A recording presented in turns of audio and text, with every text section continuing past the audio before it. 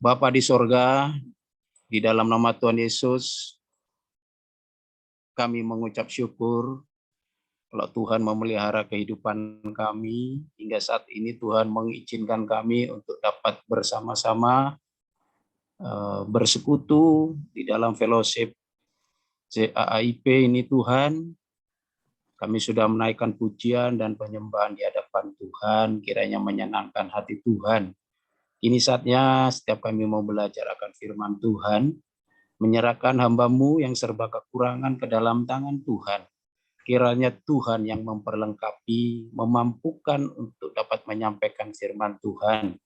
Menyerahkan seluruh anak-anak Tuhan yang ambil bagian, kami menyerahkan hati kami, Roh Kudus berkaya atas kami, sehingga kami boleh mengerti kebenaran firman-Mu, bahkan Engkau memberi kekuatan bagi kami untuk dapat melakukan firman-Mu, karena itulah yang Engkau kehendaki dalam setiap kehidupan kami. Terima kasih Bapa. Kami mau sambut firman Tuhan hanya di dalam satu nama Yesus Kristus Tuhan dan Juru Selamat kami. Kami siap untuk mendengarkan firman Tuhan. Haleluya. Amin. Shalom. Shalom semua saudara-saudara. Shalom. Ini karena saya mau tampilkan PowerPoint, jadi saya off video supaya tidak lemot. Ya, saya izin off, baru saya akan tampilkan PPT.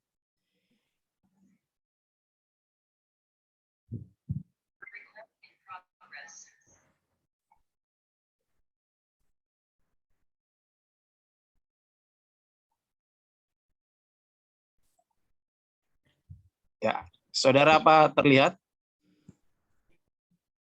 Ya, terlihat. Terlihat ya. Baik, ini judul kita, Meaning of Heaven. Jadi makna dari sebuah kata surga. Saudara, sebulan yang lalu sebagian besar dari kita merayakan hari kenaikan Tuhan Yesus ke surga. Saya menyampaikan sebagian besar karena memang ada orang-orang Kristen dengan aliran tertentu yang mereka tidak mau merayakan Natal, mereka tidak mau melakukan Paskah, mereka juga tidak mau merayakan kenaikan Tuhan Yesus ke surga. Ada orang Kristen tapi tidak mau merayakan semua ini. Tetapi saya tidak sedang membahas mereka. Saya akan membahas tentang surga seperti judul kita, Meaning of Heaven. Saudara, kalau saya boleh tanya, mungkin kita sering mendengar, siapakah yang sudah pernah naik ke surga sebelum Yesus naik ke surga? Kita mungkin pernah dengar di gereja, ada orang-orang yang kita yakini sudah naik ke surga, yaitu Henokh yang kita yakini, dan yang kedua adalah Elia, Nabi Elia. Nah, sekarang kita akan bahas tentang mereka. Benarkah mereka telah naik ke surga? Kita akan buka Alkitab kita dari Kejadian 5 ayat 24. Kejadian 5 ayat 24, saudara yang di rumah ada Alkitab bisa dibaca, atau kalau enggak saya tampilkan di share screen. Kejadian 5 ayat 24, demikianlah firman Tuhan. Henokh hidup bergaul dengan Allah, lalu ia tidak ada lagi, sebab ia telah diangkat oleh Allah. Jadi di ayat ini disebutkan bahwa Henokh tidak ada lagi. Di ayat ini tidak disebutkan secara detail Henokh diangkat kemana. Tetapi yang jelas Henokh diangkat oleh Allah. Coba disebutkan ia tidak ada lagi sebab ia diangkat oleh Allah. Nah, kisah tentang Henokh terangkat ini pun tercatat di dalam Perjanjian Baru juga, tidak hanya di Perjanjian Lama. Kita buka Alkitab kita dari Ibrani 11 ayat 5. Ibrani 11 ayat 5. Demikianlah firman Tuhan. Karena iman, Henokh terangkat supaya ia tidak mengalami kematian. Mungkin kita garis bawahi. Supaya Henokh tidak mengalami kematian. Dia terangkat. Dan ia tidak ditemukan karena Allah telah mengangkatnya. Sebab sebelum ia terangkat, ia memperoleh kesaksian bahwa ia berkenan kepada Allah. Di ayat Ibrani ini pun tidak disebutkan bahwa Henokh diangkat kemana.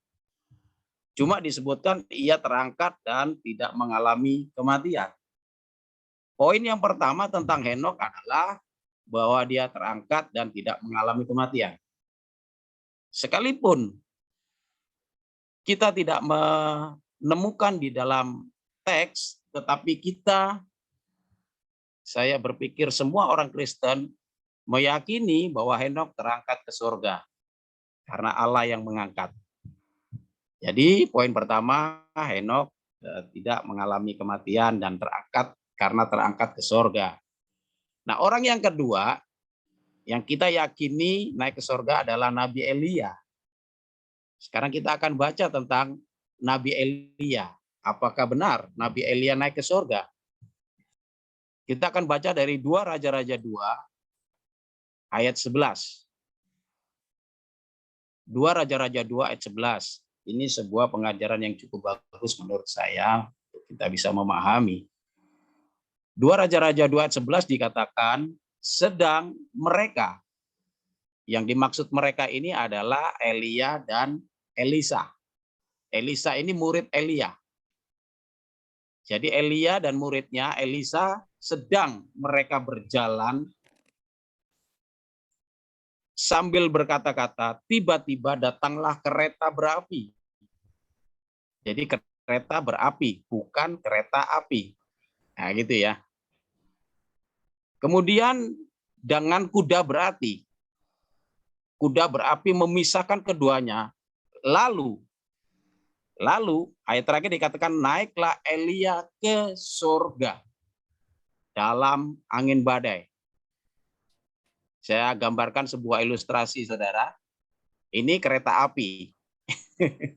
Kalau ini kereta berapi. Nah, sebelah kiri ini kereta api, kalau di kanan ini kereta berapi. Ini sebuah ilustrasi, saudara. Kisah pengangkatan Elia. Yang di bawah ini adalah Elisa, yang di atas Elia, dan ini jubahnya Elia yang kemudian ditangkap oleh Elisa untuk meneruskan pelayanan. Jadi ini ilustrasi. Jadi ketika Elia dan Elisa sedang berjalan, kemudian tiba-tiba datanglah kereta berapi menyambar Elia. Dan firman Tuhan katakan Elia naik ke surga dalam angin badai. Saudara, poin yang kedua tentang Elia, bahwa dia jelas naik ke surga karena firman Tuhan katakan Elia naik ke surga. Nah, sekarang kita akan baca sebuah ayat yang Tuhan Yesus katakan sendiri, yang seolah-olah kontradiksi dari mereka tentang naik ke surga. Jadi tadi tentang Henokh, kita meyakini Henokh naik ke surga, Elia tertulis naik ke surga, dan mereka tidak mengalami kematian karena mereka naik ke surga. Sedangkan Yesus berkata di dalam Yohanes 3 ayat 13.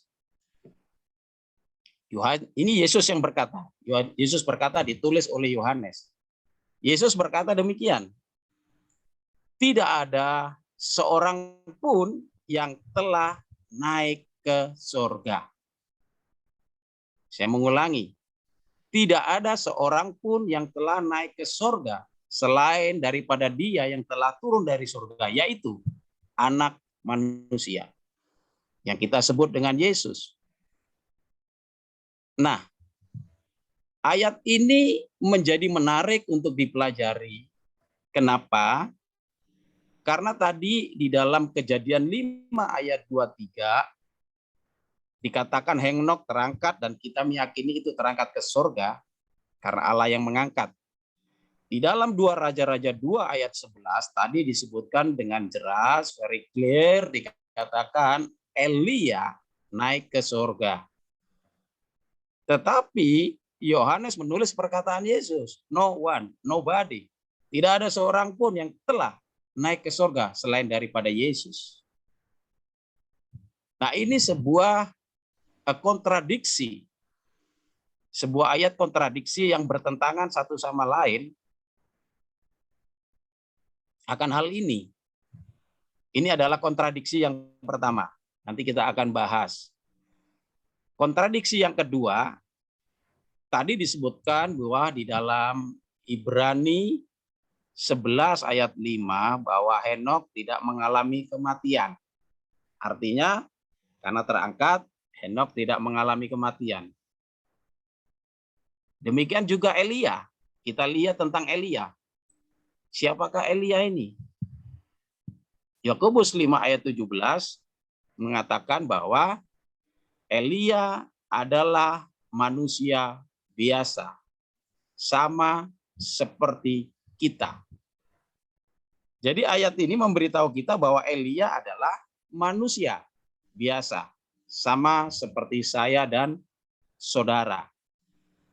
Dan Elia ini juga tidak mengalami kematian karena dia naik ke surga, terangkat ke surga. Jadi yang kedua, kalau yang pertama tadi kontradiksinya, mereka berdua, Henok, Elia naik ke surga, tetapi Yesus berkata tidak ada seorang pun yang naik ke surga selain Yesus. Yang kedua, Henok maupun Elia adalah manusia biasa, sama seperti kita. Tetapi di dalam Alkitab kita baca di dalam Ibrani 9 ayat 27, dikatakan bahwa dan sama seperti manusia ditetapkan untuk mati. Saya kasih huruf merah di sini. Manusia ditetapkan untuk mati. Mati hanya satu kali kemudian dihakimi. Artinya semua yang disebut manusia harus mengalami kematian sebelum dihakimi. Nah, menjadi pertanyaan dan menjadi kontradiksi yang kedua, bukankah Henok dan Elia yang manusia biasa, dia tidak mengalami kematian? Karena dia terangkat ke surga. Padahal Ibrani 9 ayat 27 mengatakan manusia ditetapkan untuk mati.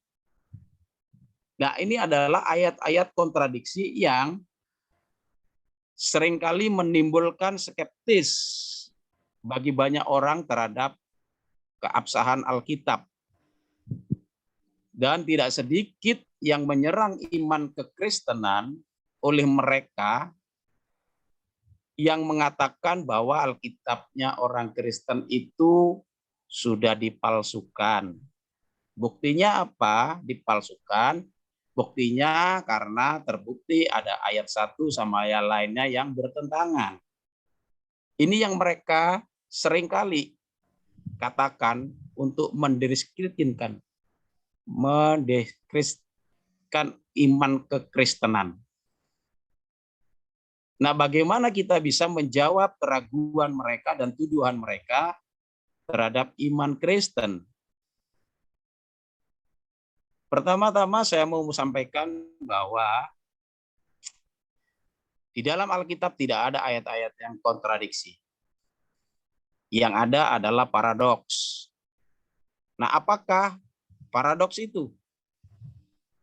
Paradoks adalah adanya satu atau dua hal yang seakan berbeda dan bahkan terlihat bertentangan satu sama lain, tetapi yang sebenarnya mereka saling melengkapi, saling meneguhkan bila dipahami maksudnya. Kalau kita membaca sepintas secara literal, Tadi dikatakan Elia naik ke surga. Jelas tertulis. Di Alkitabmu itu loh tertulis 2 Raja-Raja 2:11 Elia naik ke surga. Tetapi di Alkitabmu juga Yohanes 3 ayat 13 mengatakan Tuhanmu mengatakan bahwa tidak ada orang yang ke surga selain dia. Lantas bagaimana? Inilah kontradiksi-kontradiksi yang seringkali menjadi pertanyaan kepada kita, dan kita sebagai orang Kristen yang memiliki iman Kristen sangat perlu untuk memahami sehingga kita bisa menjawab jika ada yang bertanya. Nah, sekarang kita akan bahas tentang kontradiksi yang pertama. Dan kita jawab sebagai paradoks yang pertama. Sebagai jawaban dari kontradiksi yang pertama. Apakah kalimat atau kata surga di dalam kisah Elia, di dalam 2 Raja-Raja 2 ayat 11, itu sama artinya dengan kata surga yang tertulis di dalam Yohanes 3 ayat 13. Ini kita lihat lagi nih, 2 Raja-Raja 2 ayat 11. Karena di sini jelas dikatakan bahwa naiklah Elia ke surga. Sedangkan Yesus berkata tidak seorang pun yang naik ke surga selain daripada dia.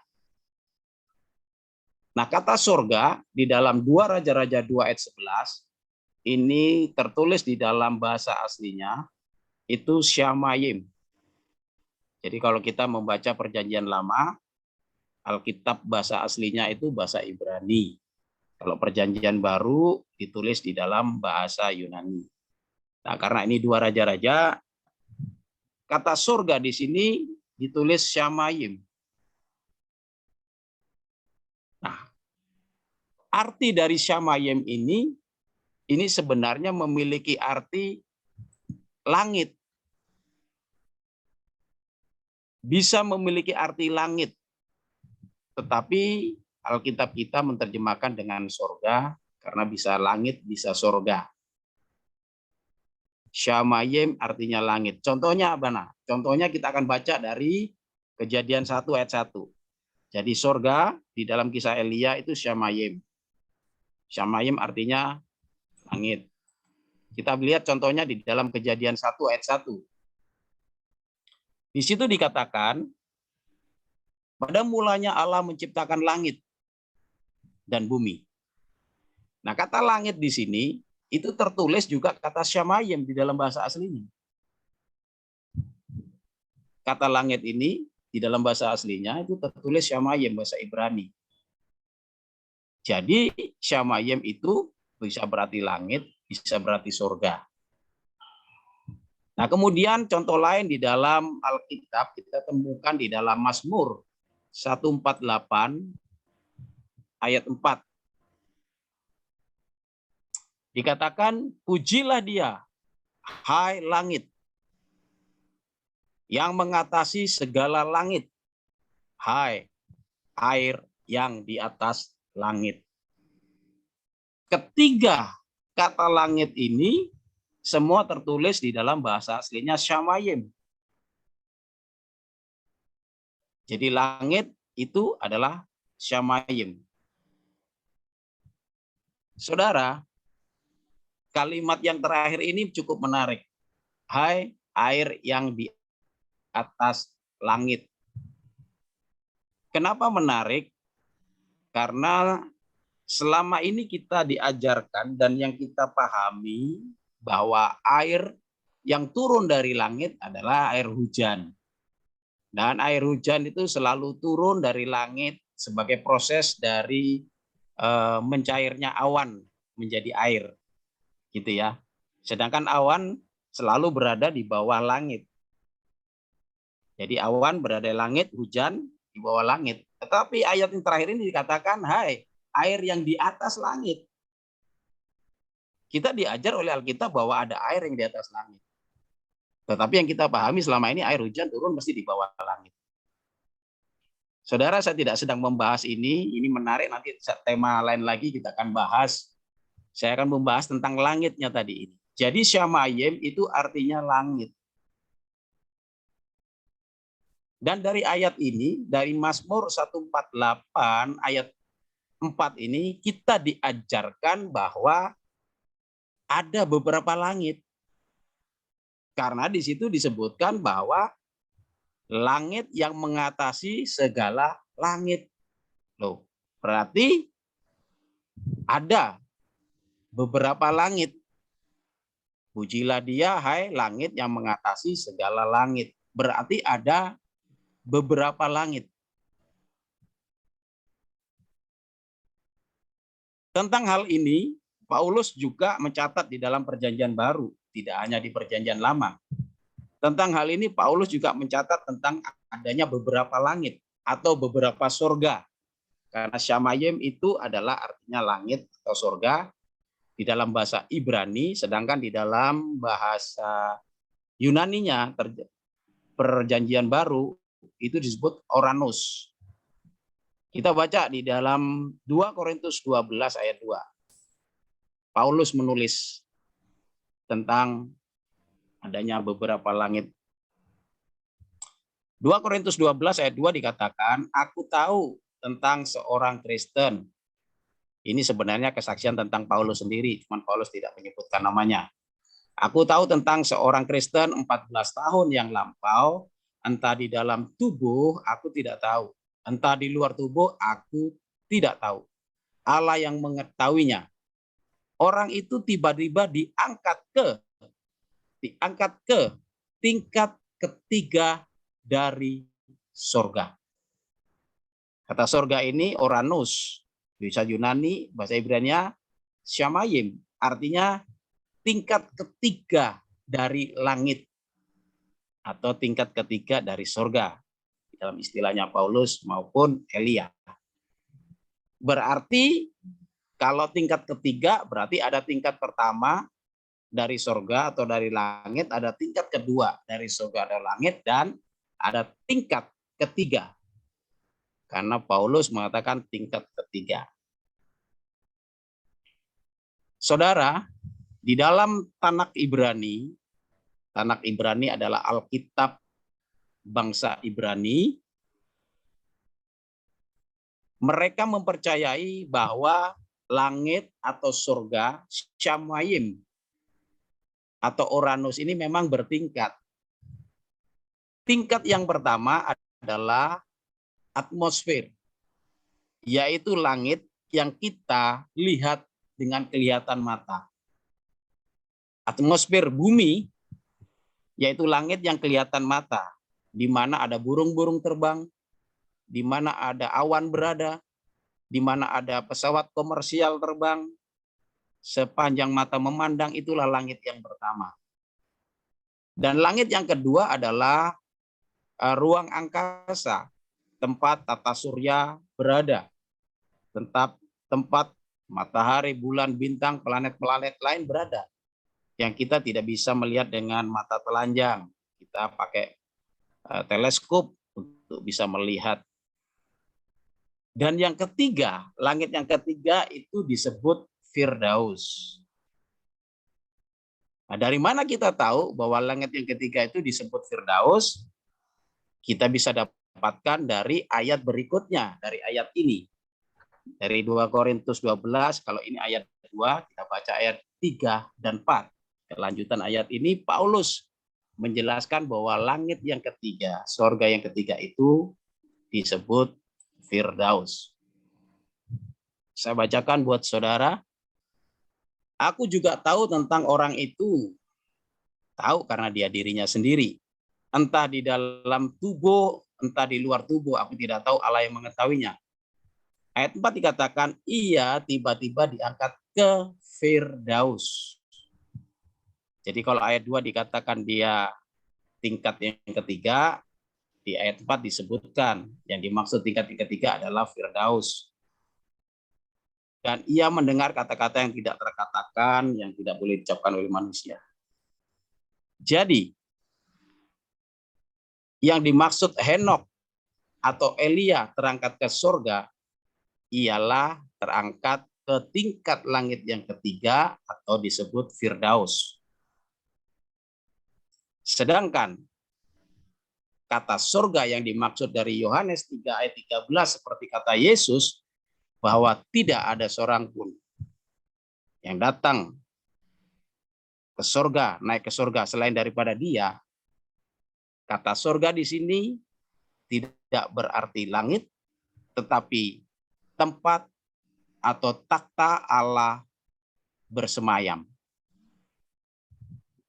Jadi kalau mengenai Henok, Elia, dia terangkat ke langit yang ketiga atau disebut Firdaus, itu bukanlah belum real surga.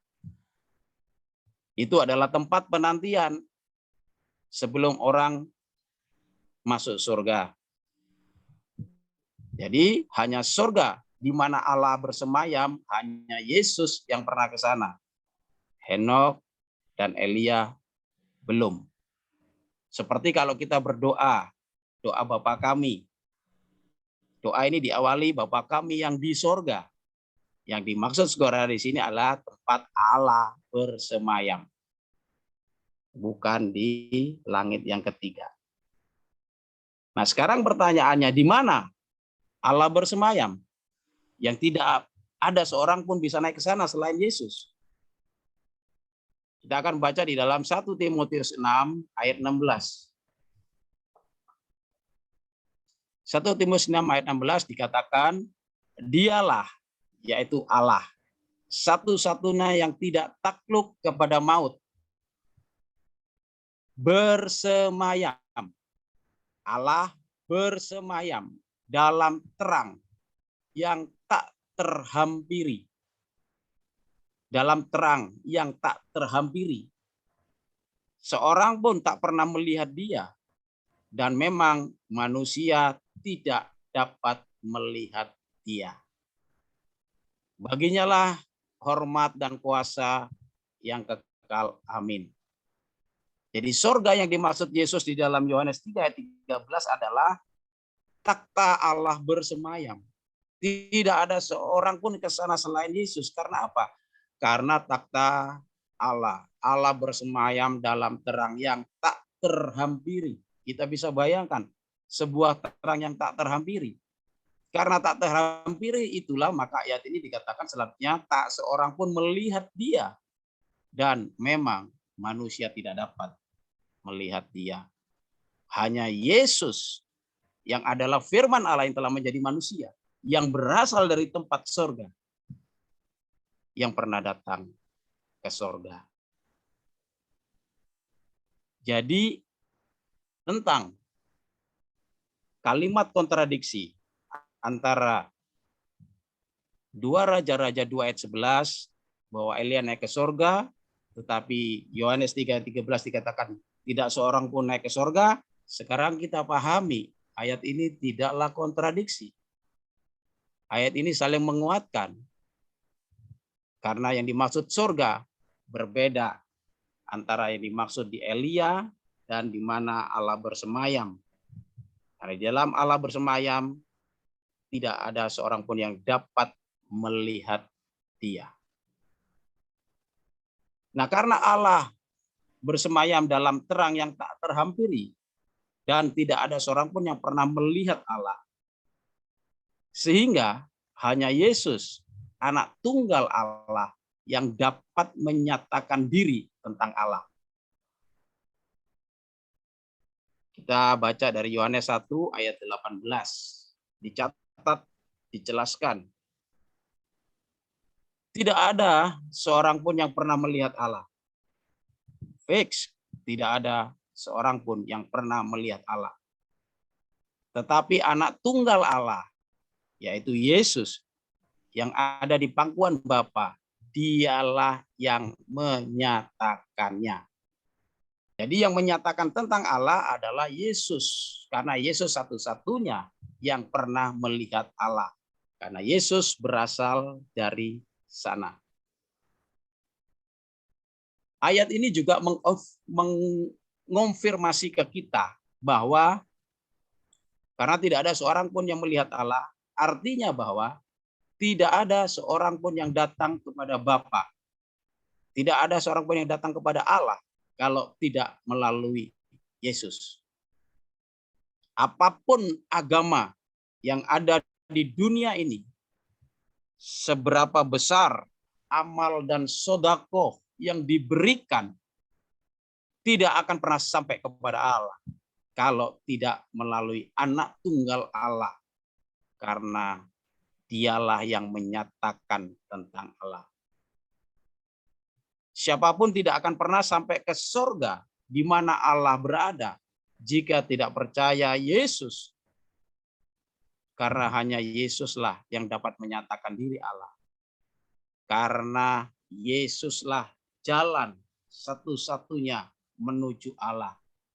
Bukan nabi, bukan rasul, tetapi pribadi dari Allah itu sendiri. Nabi dan rasul adalah manusia biasa. Tidak akan pernah bisa melihat Allah, karena Allah adalah terang yang tak terhampiri. Hanya melalui Yesuslah satu-satunya jalan kepada Allah. Kita baca di dalam Yohanes 14 ayat 6. Yohanes 14 ayat 6. Kata Yesus kepadanya, "Akulah jalan dan kebenaran dan hidup. Tidak ada seorang pun yang datang kepada Bapa kalau tidak melalui aku. Tidak ada seorang pun yang datang kepada Allah kalau tidak melalui Yesus." Tidak ada orang yang tidak percaya sampai kepada Allah. Hanya orang yang percaya bisa sampai. Itulah sebabnya kenapa kita berdoa harus selalu di dalam nama Yesus.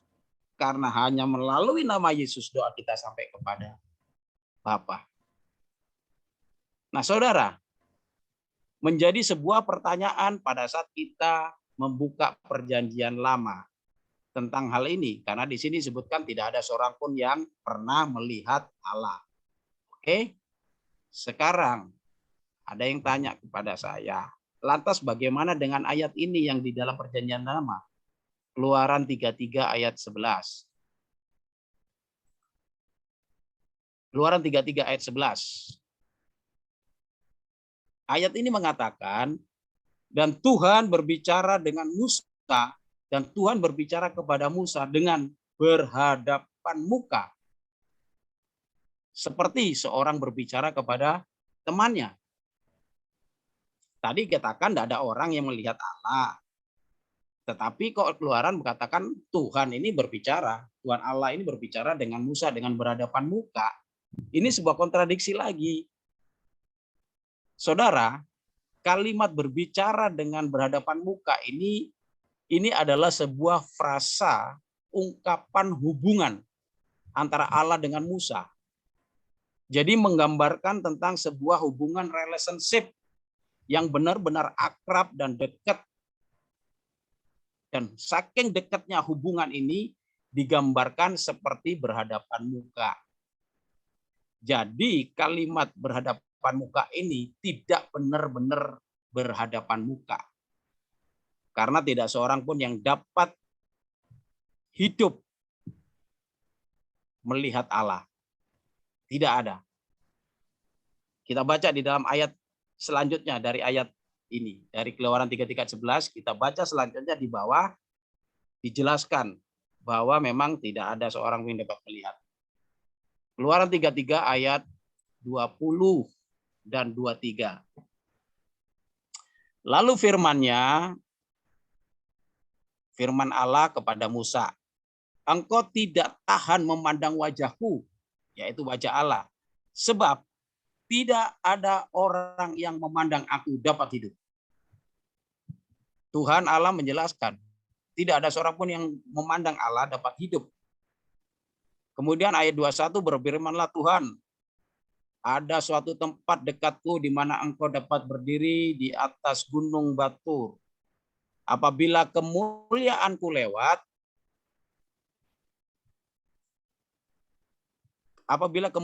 lewat, maka aku akan menempatkan engkau dalam lekuk gunung itu.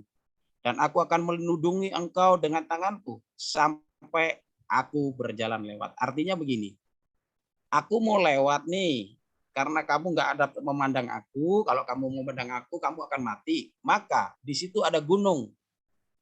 Pada saat aku lewat, aku akan menyembunyikan engkau di balik gunung itu sampai aku lewat. Nah, kurang lebih begitu. Kemudian ayat 23-nya dikatakan, kemudian aku akan menarik tanganku dan engkau akan melihat belakangku.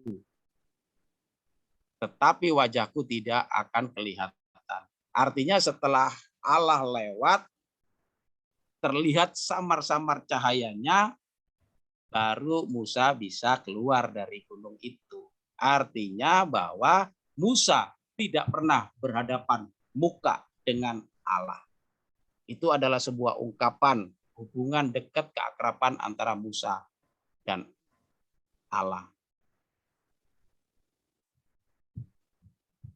Tentang hal tidak ada seorang pun yang dapat melihat Allah juga tercatat di dalam Yohanes 6 ayat 46.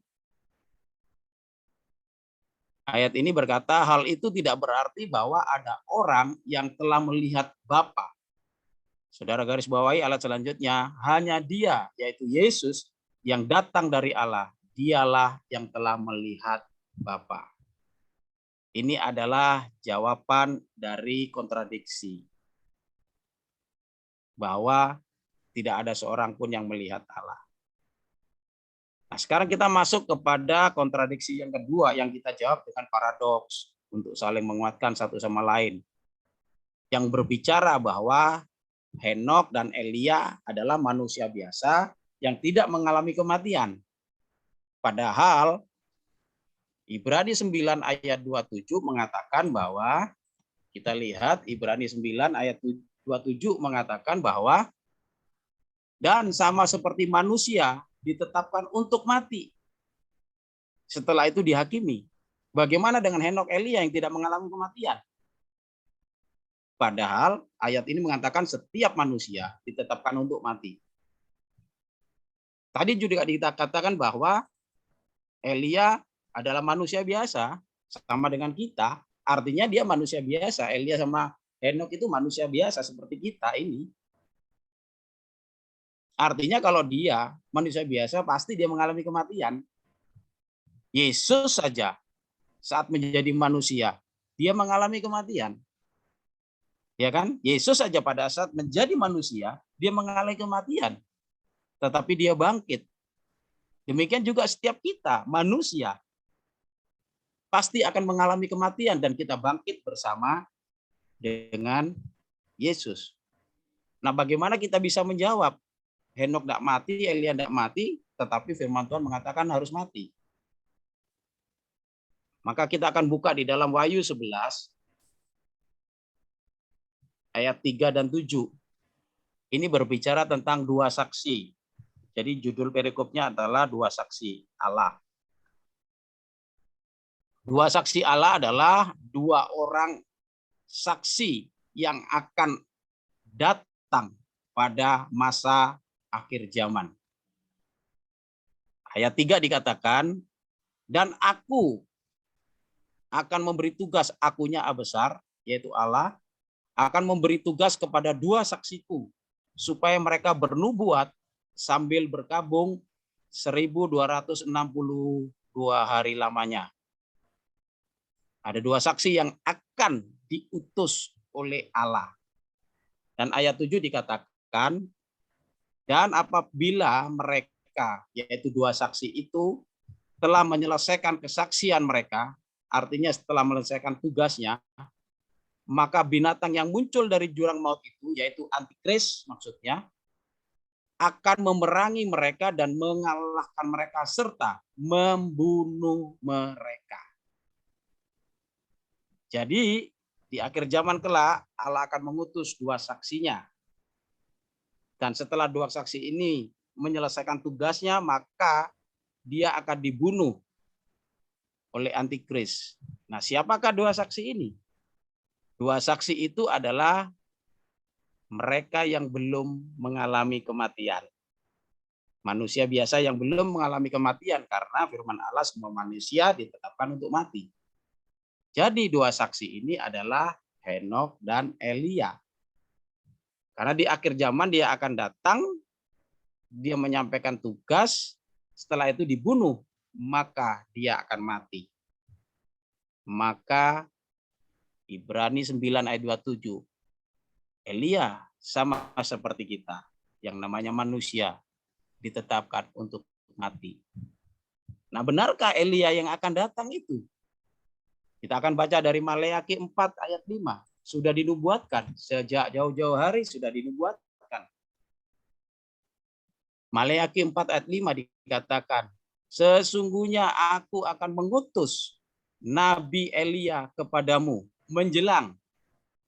Nabi Elia diutus menjelang datangnya hari Tuhan yang besar dan dahsyat itu, yaitu menjelang hari kiamat. Allah akan mengutus Elia. Jelas bahwa Nabi Elia akan datang lagi kelak sebagai saksinya. Kemudian kita baca juga di dalam Matius 11 ayat 14. Dan jika kamu mau menerimanya, ialah Elia yang akan datang itu. Sesuai dengan nubuatan Maleakhi, dan diteguhkan lagi di dalam Matius bahwa Elia akan datang di akhir zaman. Dikatakan bahwa Nabi Elia akan datang menjelang hari Tuhan. Dua saksi, Henokh dan Elia, akan diberi tugas. Karena mereka berdua yang belum mengalami kematian. Dan setelah mereka menyelesaikan tugas kesaksian, mereka dibunuh dan mereka mengalami kematian. Jadi Ibrani 9 ayat 27 yang mengatakan manusia ditetapkan untuk mati, itu juga berlaku bagi Henokh dan Elia yang saat ini belum mati. Saudara, mungkin ini adalah sebagian firman yang saya sampaikan. Jadi kesimpulannya adalah tuduhan-tuduhan dari orang-orang yang skeptis atau yang tidak percaya akan iman kekristenan yang dianggap kontradiksi, ternyata kita belajar tidaklah menjadi kontradiksi, tetapi menjadi paradok yang saling menguatkan. Ada benang merah yang menyatukan mereka. Benar bahwa manusia ditetapkan untuk mati dan dihakimi. Dan benar tidak ada seorang pun yang telah naik ke surga selain daripada Yesus Kristus Tuhan. Tuhan Yesus memberkati. Amin.